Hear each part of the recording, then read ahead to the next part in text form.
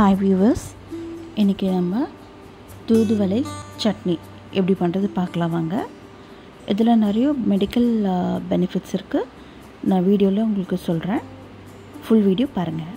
முதல்ல ஒரு பேன் வச்சு அதில் எண்ணெய் சேர்த்துக்கலாம். எண்ணெய் சேர்த்துட்டு சூடானதும் கடுகு, உளுத்த பருப்பு, கடலைப்பருப்பு சேர்த்து ரோஸ்ட் பண்ணிக்கோங்க.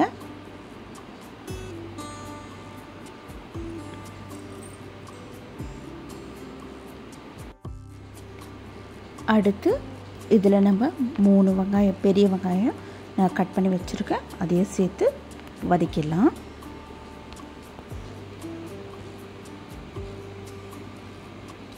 இது கொஞ்சம் வதங்கினதும் இதில் கருவேப்பிலை சேர்த்துக்கலாம்.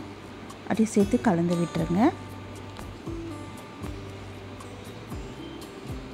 இப்போ இதில் குண்டு மிளகா சேர்த்துக்கலாம். என்கிட்ட குண்டு மிளகா தான் இருக்குது. நீங்கள் நீல மிளகா இருந்தால் அதையும் சேர்த்துக்கோங்க. சேர்த்து நல்லா வறுத்துக்கோங்க.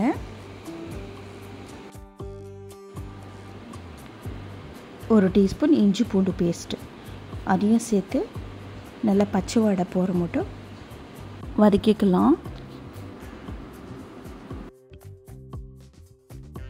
இதில் ஒரு பெரிய தக்காளி அதையும் நறுக்கி வச்சுருக்கேன், அதையும் சேர்த்து வதக்கிக்கலாம். இப்போ இதில் தூதுவளை அதையும் சேர்க்குறேன், சேர்த்து கலந்து விட்டுக்கலாம்.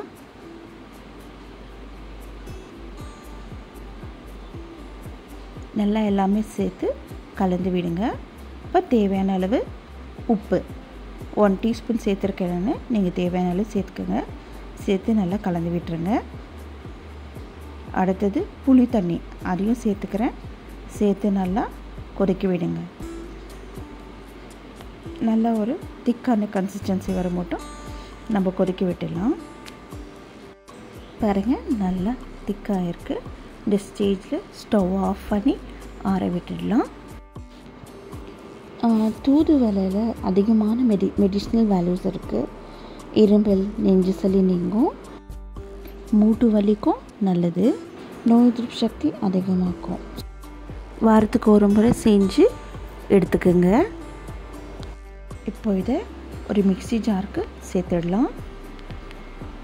சேர்த்து நல்லா கிரைண்ட் பண்ணி எடுத்துக்கோங்க. இப்போ தாளிப்புக்கு ஒரு கடாயை வச்சு எண்ணெய் சூடானதும் 1 டீஸ்பூன் கடுகு, 1 டீஸ்பூன் உளுத்த பருப்பு, 1 டீஸ்பூன் கடலைப்பருப்பு சேர்த்து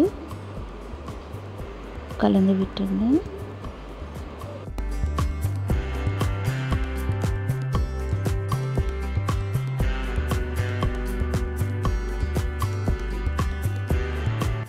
தேவையான அளவு கருவேப்பிலை இது எல்லாத்தையும் சேர்த்து நல்லா நம்ம வறுத்துக்கலாம்.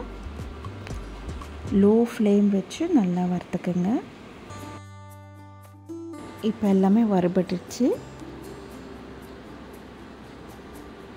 இந்த தாளிப்புக்குள்ளே அரைச்ச தூதுவளை சேர்த்து கலந்து விட்டுக்கலாம். இது நீங்கள் சூடான சாம்பார் சாதம், ரச சாதம் இது எல்லாத்துக்குமே சைட் டிஷ்ஷாக வச்சு நீங்கள் சர்வ் பண்ணலாம்.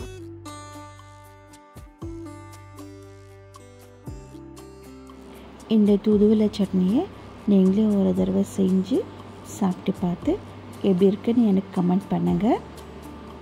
தேங்க்ஸ் ஃபார் வாட்சிங் மை சேனல்.